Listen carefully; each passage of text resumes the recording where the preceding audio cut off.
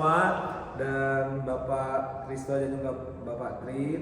Di kesempatan kali ini kami akan mempresentasikan FLT kami. Kelompok ya kami berdua terdiri saya sendiri Jefferson dan teman saya Alfa. Next. Oke, di sini saya akan menjelaskan sedikit mengapa hipotesis itu penting. Jadi hipotesis itu penting dalam mengambil keputusan bisnis karena dia memungkinkan pendekatan sistematis untuk mengevaluasi asumsi dan juga klaim yang ada. Jadi hipotesis sendiri itu penting buat pengujian dari berbagai bisnis yang ada. Oke, untuk pertanyaan pertama, di sini ada one sample test. Population standard deviation is known. A researcher wants to test if the average height of adult males in a city is different from 175 centimeters. A sample of the females shows an average height of 178 centimeters with a known population standard deviation of 10 centimeters. Conduct a hypothesis at a significance level of 0.05.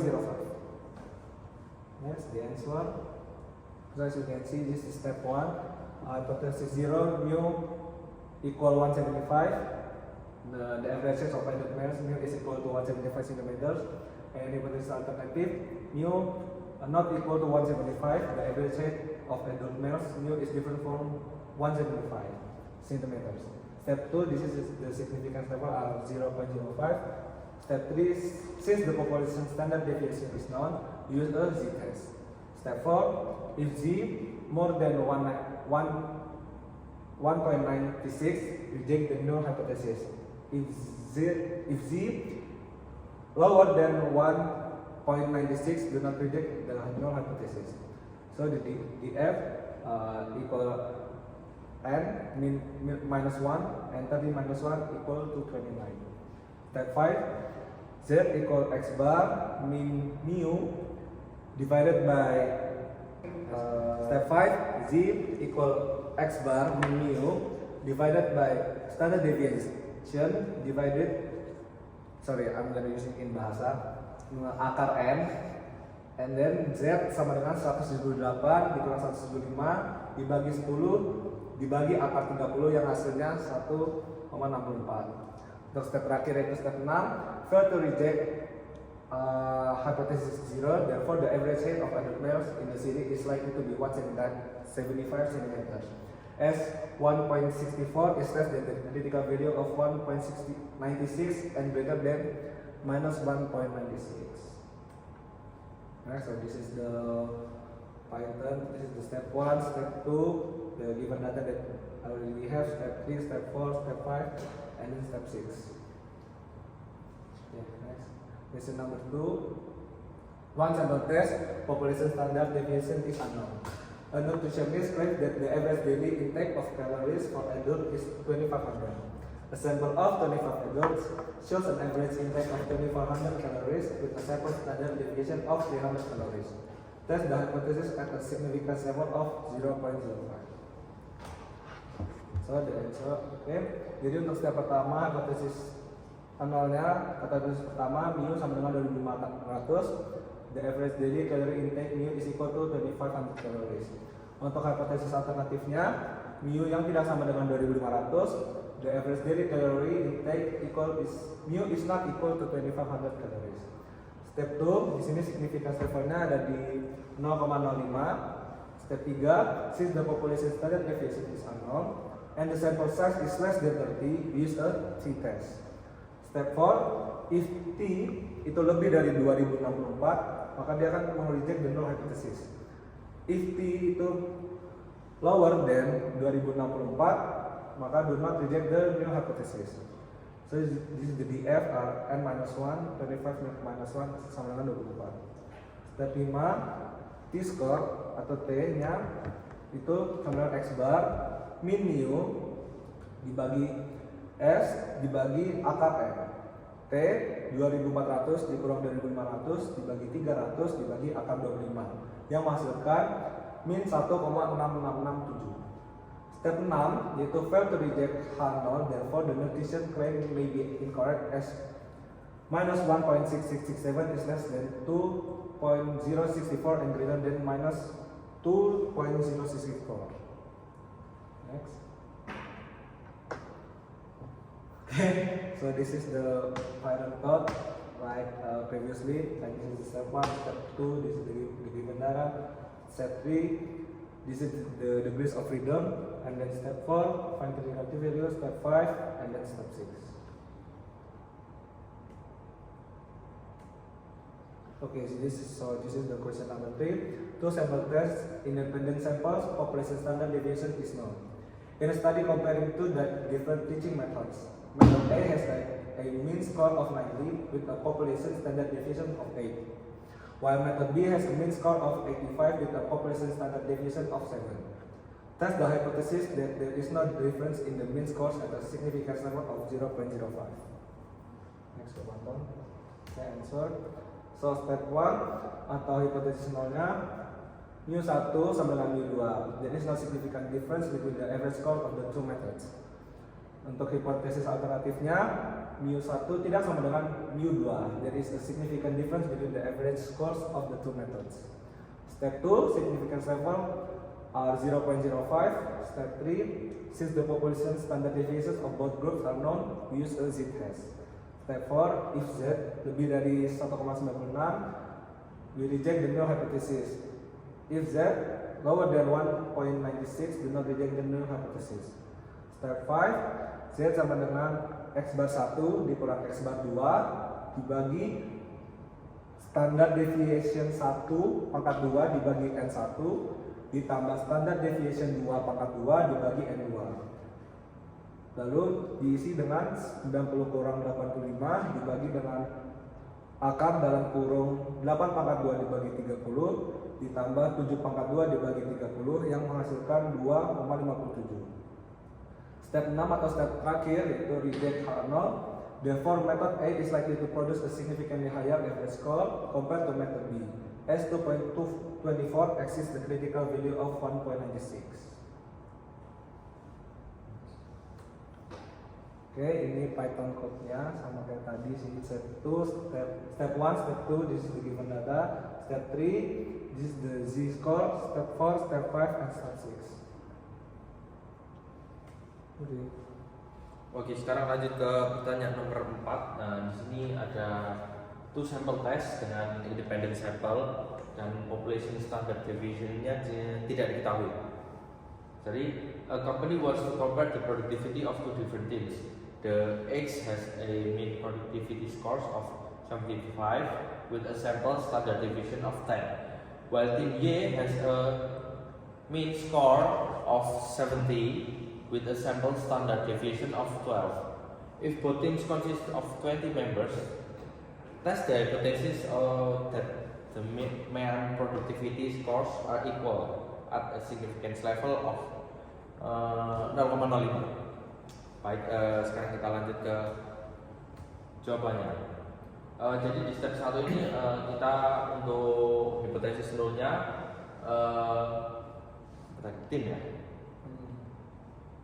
Tim 1, there is no significant difference between the average productivity of the two teams. Tidak ada perbedaan yang signifikan. Kalau hipotesis satunya there is a significant difference. Jadi ada perbedaan antara productivity dari kedua tim. Lalu step 2-nya significance levelnya 0,05.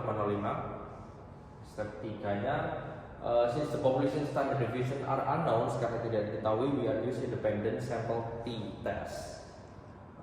Jadi di step 4-nya ini kita mencari jika t lebih besar daripada 2,024, kita reject the hypothesis. Kalau lebih kecil maka kita tidak mereject the hypothesis.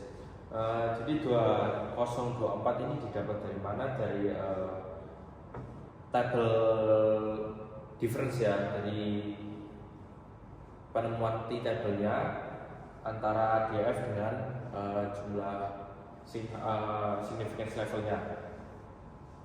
Dari 19 dan 0,05 ditemukan 2,024. Lalu step kelimanya dihitung, dimasukkan ke dalam rumus mencari nilai t-nya. Di sini dimasukkan ke rumus, ketemu hasil. Sebentar. Ini lain soal nomor 4 tuh ini. Anjing, beda jauh tuh bukan. Kontil. Gila. Bet. Question 4. Apa belum ke refresh ya? Coba refresh dulu. PV. Aku nyadar Cok kalau sampai habis record kan tinggal di-cut.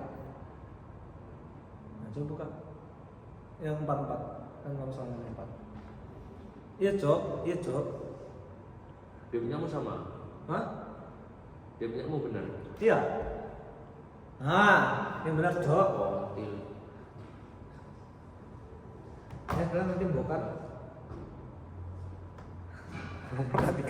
Orang-orang paling tiga Anton anak kontil, kontol. Nah, Ton sikat. Ya apa ini cara buka ke view? Ya udah tinggal ini paling bawah ini. Nah.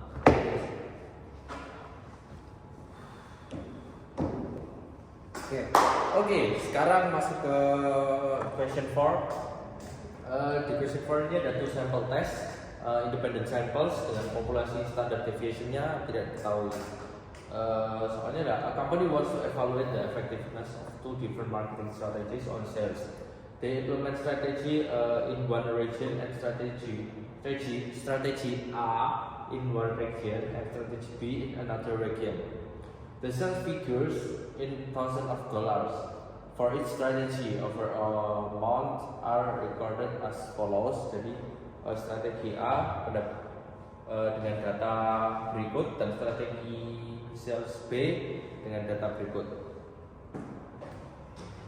Jadi step 1 di sini null hipotesisnya adalah there is no difference in main sales between strategi A dan strategi B. Jadi tidak ada perbedaan nilai 1 sama nilai 2. Di hipotesis 1 itu terjadi adanya perbedaan antara strategi A dan strategi B.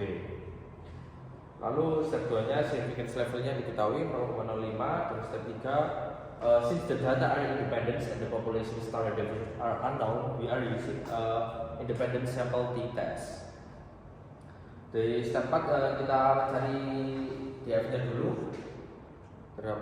Diketahui jadi 10 dan critical value for a 2 test with alpha 0,5 is plus minus positif negatif 2.228. Ini diketahui dari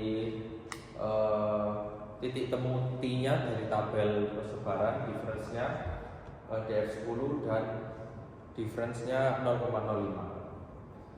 Lalu if the T are bigger than 2.228, we reject the null hypothesis. Kalau T-nya lebih kecil dari 2.228, kita gagal menolak hypothesis. Lalu masuk ke perhitungan step A. Di sini kita mencari meannya dari strategi A diketemukan 51,67. Lalu kita menghitung division of its data from the mean. Jadi itu dikurangi dari data awal.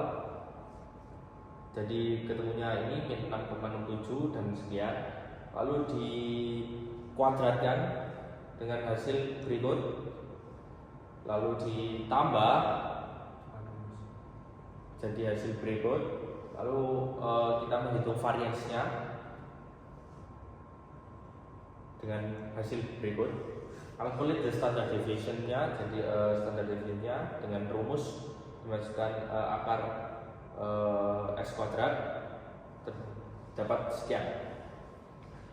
Lalu masuk ke yang strategi B. Di sini kita mencari mean-nya dapat sekian. Lalu calculate the mean. Hasilnya 43,17. Lalu kita menghitung division dari setiap datanya. Berikut hasilnya. Ini ketutup ya. Lalu di sini dikuadratkan berikut datanya. 10,05, 1,37, 3,35, 26,73 dan selanjutnya. Lalu dari tadi setelah dikuadratkan, lalu ini di sum the square deviation. Jadi ditambah semua dapat jadi 8,884. Lalu menghitung variasinya kita masukkan ke rumus di sini x kuadrat sama dengan sigma x min x bar kuadrat dan sekian bla bla bla, terdapat hasil 17,77. Jadi setelah itu dikalkulasi standar deviation, kita menghitung standar deviationnya dimasukkan ke rumus ini akar X kuadrat jadi 4,22. Lalu kita menghitung full standar deviationnya, kita masukkan ke rumus. Berikut rumusnya, mungkin karena kita tidak dalam bentuk gambar ya Pak, jadi ini kita dari ketikan saja. Maaf Pak. Di sini kita masukkan nilai yang sudah kita cari tadi ke dalam, kita dapat hasil 4,79. Lalu kita menghitung T-nya, nilai T value-nya dimasukkan ke rumus berikut, terdapat hasil 3.07. Jadi karena hasil the calculated T statistic 3,07 is greater than the T critical value yang sudah kita cari tadi, we reject the null hypothesis. Artinya ada perbedaan signifikan dari mean sales between strategi A dan strategi B. Gitu. Lanjut. Ini adalah implementasi ke dalam Python. Oke. Ini step 1, step 2, step 3 dan step selanjutnya. Oke, sekarang kita masuk ke question 5. Jadi di sini soalnya dengan 2 sample test dengan dependent sample. A fitness center wants to evaluate the effectiveness of its new weight loss program. Random samples of 8 participants selected, and their weight were recorded before and after completing the programs, and the weights are in pounds. This is the datanya before and after the programs. Berikut datanya. Ada lanjut. Di step pertama ini ada new sampai 175, itu berarti nggak ada perubahan dari program setelah dan sesudahnya. Lalu new sampai 175 berarti terdapat perubahan sebelum dan sesudah mengikuti program. The significance level 0,05. Since the involved paired data are population standard deviation is unknown karena tidak diketahui, jadi kita pakai paired sample t test. Lalu di step 4 sini kita menentukan T critical value-nya, dari kita mencarikan DF-nya dan N-1 ketemu 7. Lalu dari DF di sini dicari menggunakan table difference-nya. Di sini significance level-nya adalah 0,5, jadi ketemu T critical value-nya adalah minus 1.895. Nah, lanjut ke step 5. Di sini kita mencari mean difference-nya. Jadi ketemu 9375. Lalu mencari standard deviation-nya, masuk ke dalam rumus berikut, ketemu 3,536. Lanjut ke SA, mencari SA menggunakan rumus juga. Jadi standard deviation per akar N ketemu 1,25. Lalu kita lanjut masuk ke mencari T value-nya. Sini masuk ke dalam rumus dari D dan kurangi 0 dibagi SA tadi 1,25, jadi 9375 per 1,25 ketemu 7,5 di T value-nya. Jadi karena T value-nya 7,5 dan lebih besar dari critical T value-nya, jadi we reject the null hypothesis and conclude that there is significant difference in mean weight before and after the programs. The participant lost weight after the programs. Jadi terjadi perbedaan ya, pasti ada perbedaan yang signifikan sebelum dan sesudah mengikuti program weight loss-nya ini. Ini berikut adalah Python yang implementasinya dari penjelasan tadi. Di sini step 1, step 2 penentuan. Di sini kita compare the statistik dari T statistik dan T critical value-nya. Dan ini interpret the results. Dan berikut adalah conclusion-nya. Sekian, baik, terima kasih banyak Bapak. Dan sekian dari kami, terima kasih. Terima kasih.